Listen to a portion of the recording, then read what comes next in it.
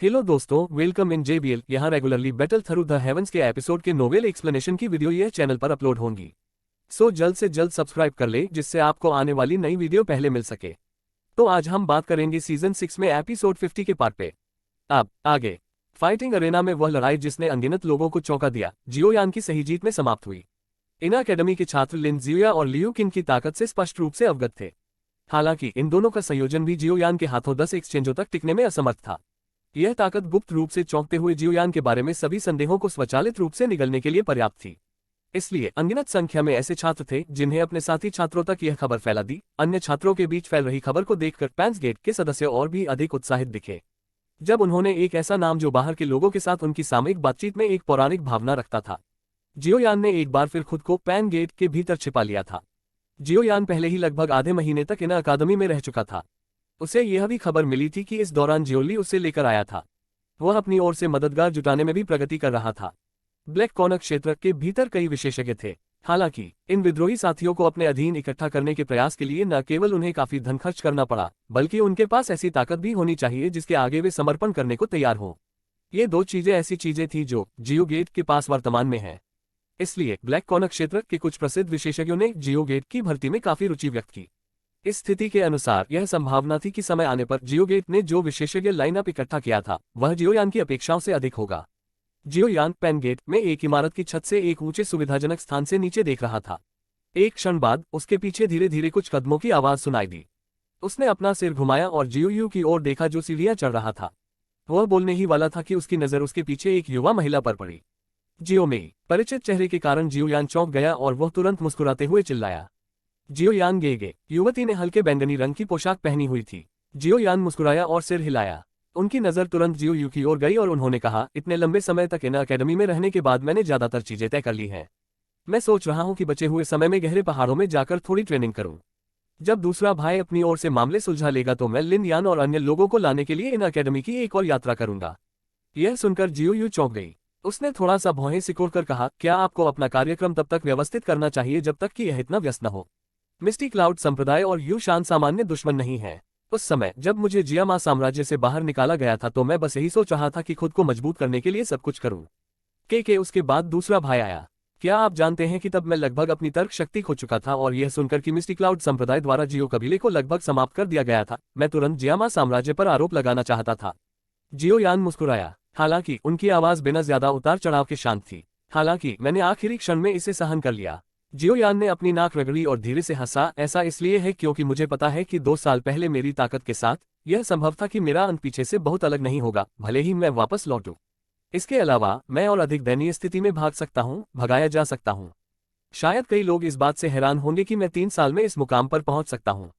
हालांकि मुझे यह आश्चर्यजनक नहीं लगता। ऐसा इसलिए है क्योंकि मैंने जो प्रयास और दर्द का भुगतान किया है वह इस पुरस्कार के लायक है।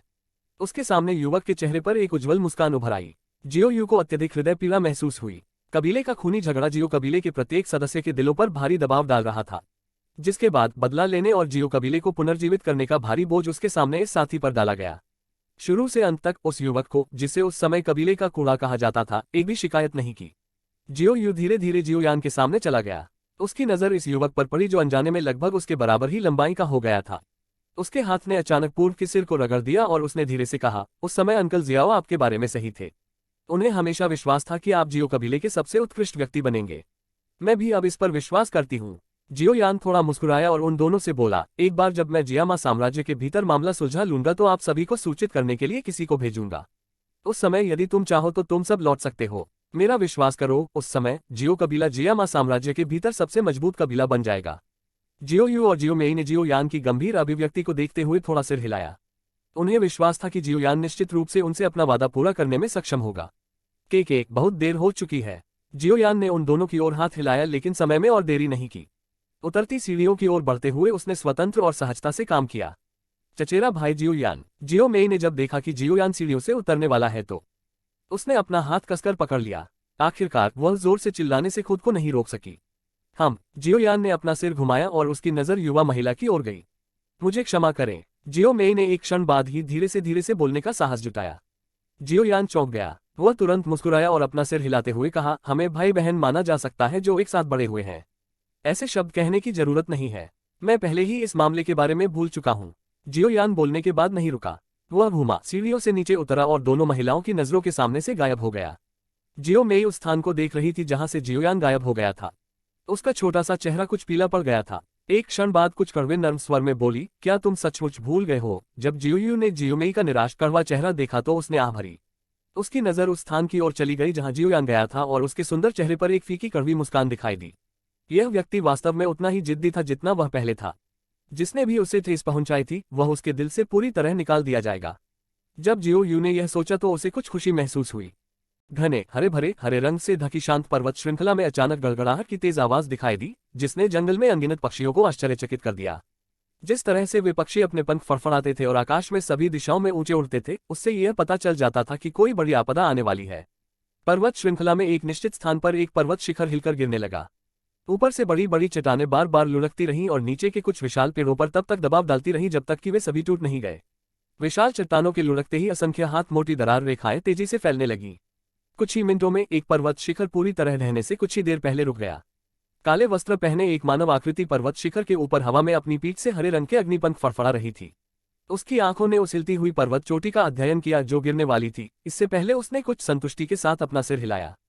फिलहाल इस ओपन माउंटेन सील की ताकत वाकई पहले से कहीं ज्यादा मजबूत थी। इसके अलावा चूंकि यह केवल अभ्यास था, जिस डूक्यूई का प्रयोग किया गया था वह अपनी पूरी ताकत पर नहीं था। यह कल्पना करना मुश्किल था कि अगर कोई इसे अपनी पूरी क्षमता से इस्तेमाल करे तो यह बल कितना भयावह होगा। क्या यह ओपन माउंटेन सील है? यह वास्तव में D class high level do तकनीक होने के योग्य है। कुछ हद तक एक भ्रामक बूढ़ी आकृति अचानक प्रकट हुई और काले कपड़े पहने युवक के पास हवा में लटकी हुई थी। उसकी नजर नीचे लगभग नष्ट हो चुकी पर्वत चोटी पर पड़ी और उसने कुछ आश्चर्य से अपना सिर हिलाया और मुस्कुराते हुए पूछा। हाँ, जियोयान ने सिर हिलाया और मुस्कुराया। उन्होंने तुरंत पूछा, क्या शिक्षक ने इस डू तकनीक के बारे में सुना है? के गॉड सील तकनीक। मैं इतना बड़ा नाम कैसे नहीं सुन सकता था। डू तकनीक का यह सेट भी ऐसा कुछ नहीं है जिसका अभ्यास आपकी छोटी प्रेमिका के परिवार में कोई भी कर सके। वह इसे प्राप्त कर सकी इसका कारण संभवतः उसकी असाधारण स्थिति थी। हालांकि यह वास्तव में अप्रत्याशित है कि वह आपको ऐसी दुर्लभ डू तकनीक देने में सक्षम थी। याओ लाओ हाँ से ऐसा लगा जैसे उसे तुरंत कुछ याद आ गया हो और उसने अनायास ही आह भरी हो। उस समय मुझे हैंड सील डू तकनीक के इस सेट में भी काफी दिलचस्पी थी। दुर्भाग्य से मैं इसे प्राप्त करने में असमर्थ रहा।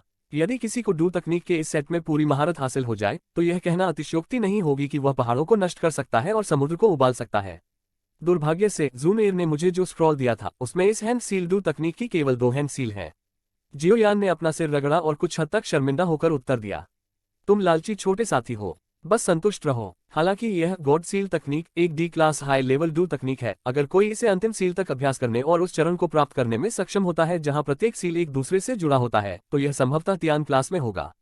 डू तकनीक। याओ लाओ इस युवक को डांटते हुए हंसे। उन्होंने कहा, भले ही उस छोटी लड़की की स्थिति कबीले के भीतर असाधारण है, यह संभावना है कि उसने निजी तौर पर आपको ऐसी डू तकनीक देकर काफी जोखिम उठाया है। उनका वह कबीला इन शीर्ष स्तरीय डू तकनीकों का बहुत सम्मान करता है। गॉड सील तकनीक में आपको 2 मुहरे देने में सक्षम होना संभवतः पहले से ही उसकी सीमा है। जियोयान ने शर्मिंदा होकर हंसा। वह इसका उल्लेख करने में केवल लापरवाही बरत रहा था। स्वाभाविक रूप से उसके लिए एक सुनेर के बारे में शिकायत करना असंभव था। जब उसने उसे गॉड सील तकनीक दी तो उसकी गंभीर अभिव्यक्ति से यह स्पष्ट था कि वह इसका बहुत सम्मान करती थी। स्क्रॉल पर जो लिखा गया था उसके अनुसार पहली सील को प्रशिक्षित करने के लिए ओपन माउंटेन सील के लिए कम से कम डू वांग वर्ग की एक सील की आवश्यकता होगी। जियोयान की वर्तमान ताकत को देखते हुए वह केवल इस ओपन माउंटेन सील के आसपास ही महसूस कर सकता था। मुझे पहाड़ों में प्रवेश किए हुए कम से कम आधा महीना हो गया है, लेकिन दूसरे भाई की ओर से कोई खबर नहीं है। क्या कोई परेशानी आ गई? जियोयान ने अपनी पीठ पर आग के पंख फड़फड़ाए और अपनी नजर ब्लैक कॉर्नर क्षेत्र की दिशा में फेंकी। बोलते समय वह भौहें चढ़ाए बिना नहीं रह सका। यह अच्छा होना चाहिए। अगर कुछ होता तो वह तुम्हें जरूर संकेत भेजता। याओ लाओ मुस्कुराए और बोलते ही उनका चेहरा तुरंत गंभीर हो गया। अब आपको अपना ध्यान खुद पर लगाना चाहिए। युन शान से मुकाबला करते समय जब तक आपके पास कोई शक्तिशाली तकनीक न हो उसे मारना बेहद मुश्किल होगा। उसने थोड़ा सिर हिलाया और सोचा, हालांकि इन 3 वर्षों के दौरान मेरी ताकत बढ़ गई है, लेकिन उस बूढ़े व्यक्ति के लिए उसी स्तर पर बने रहना भी असंभव है। इसके अलावा मिस्टी क्लाउड संप्रदाय इतने वर्षों से जियामा साम्राज्य में खड़ा है। इसकी निश्चित रूप से काफी मजबूत नींव है। डू तकनीकें जो पुराने साथी को पता है संभवतः कमजोर नहीं होंगी। जियोयान को यूशान के खिलाफ लड़ने में मदद करने के लिए मेडुसा को समझाने का भरोसा नहीं था। याओ लाओ के पास वर्तमान में एक क्लीन डूजों के साथ लड़ने की ताकत हो सकती है, लेकिन कौन गारंटी दे सकता है कि मिस्टी क्लाउड संप्रदाय के पास एक छिपा हुआ सुपर मजबूत व्यक्ति होगा या नहीं। जियोली ने जो कहा था उससे यह स्पष्ट था कि मिस्टी क्लाउड संप्रदाय हॉल ऑफ सोल्स के साथ सहयोग कर रहा था। इसलिए जियोयान को सबस योजना बनानी चाहिए। किसी भी दुर्घटना की स्थिति में जो याओ लाओ को लड़ाई में भाग लेने से रोकती, जियोयान को यूशान से स्वतंत्र रूप से लड़ने में सक्षम होने की आवश्यकता थी। इसलिए उसे यूनशान को मारने की ताकत हासिल करने के लिए खुद को सक्षम करने की जरूरत थी। याओ लाओ ने जियोयान के चेहरे को देखते हुए थोड़ा सिर हिलाया, जो धीरे धीरे ठंडा और सख्त होता जा रहा था। उन्होंने धीरे से कहा, तुम्हारे लिए अपनी मौजूदा ताकत से यूनशान को मारने में पूर्ण विश्वास रखना वास्तव में बेहद मुश्किल है। हालांकि ऐसा करना पूरी तरह से असंभव नहीं है। टीचर के पास क्या विधि है? जियोयान चौंक गया और उसने जल्दी से पूछताछ की। बॉट सील तकनीक की दूसरी मुहर सीखें। याओ लाओ हंसे। यह सुनते ही जियोयान तुरंत निराश हो गया। उसने बेबसी से कहा, अभी तो मैं पहली मुहर भी पूरी तरह से नहीं समझ पाया हूँ। मैं दूसरी मुहर पर कैसे महारत हासिल कर सकता हूँ? इसके अलावा जूनियर ने जो कहा उसके अनुसार दूसरी सील का अभ्यास करने से पहले व्यक्ति को डुहुआन कक्षा तक पहुंचना होगा। के उस स्थिति में केवल आखिरी संभावना ही बचती है। याओ लाओ मुस्कुराया। उसने अपना हाथ हिलाया और एक घनी सफेद रंग की लौ मुड़ी और उठी। उसने जियोयान को देखा जो उसके सामने गहरी सोच में था और हंसा। 3 प्रकार की स्वर्गीय लोक को मिलाएं और एनरी बुद्धल लोट्स फ्लेम का उपयोग करें। एक एनरी बुद्धल लोट्स फ्लेम जो 3 प्रकार की हेवनली फ्लेम से विलीन हो गई है। जियोयान के चेहरे पर भाव तेजी से बदल गए। उसने अपनी भौहें कसकर बुन ली। हेवनली फ्लेम अग्निकमल के निर्माता होने के नाते एक ऐसा हमला जिसमें सबसे मजबूत और सबसे भयावह ताकत थी, वह इसके खतरे और अस्थिरता को बहुत अच्छी तरह से समझते थे। उस समय उन्होंने 2 प्रकार की स्वर्गीय लैपटॉप के बीच संतुलन को नियंत्रित करने के लिए अपनी किस्मत पर भरोसा किया था।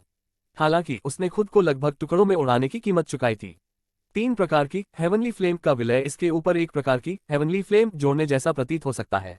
हालांकि इसमें शामिल कठिनाई कुछ ऐसी थी जिसकी जियोयान को गहरी समझ थी। कोई भी बिना सोचे समझे कह सकता है कि 3 प्रकार की हेवनली फ्लेम को मिलाने का प्रयास करने में कठिनाई ओपन माउंटेन सील का अभ्यास करने से कम नहीं थी। यदि आप वास्तव में 3 प्रकार की स्वर्गीय लॉ को एनरी बुद्धल लोट्स फ्लेम में विलय करने में सक्षम हैं, तो जब आप यूनशान को मारेंगे तो कोई अप्रत्याशित घटना नहीं होगी। जब याओ लाओ ने जियोयान को चौंकते हुए देखा तो मुस्कुराए और बोले, मैं प्रयास करूंगा। जियोयान एक पल के लिए झिझका, लेकिन वह केवल असहाय होकर अपना सिर हिला सका। संभावना यह थी कि इस समय केवल यही तरीका उसके पास था। याओ लाओ मुस्कुराए और सिर हिलाया। उन्होंने कहा, आपको ज्यादा चिंतित होने की जरूरत नहीं है।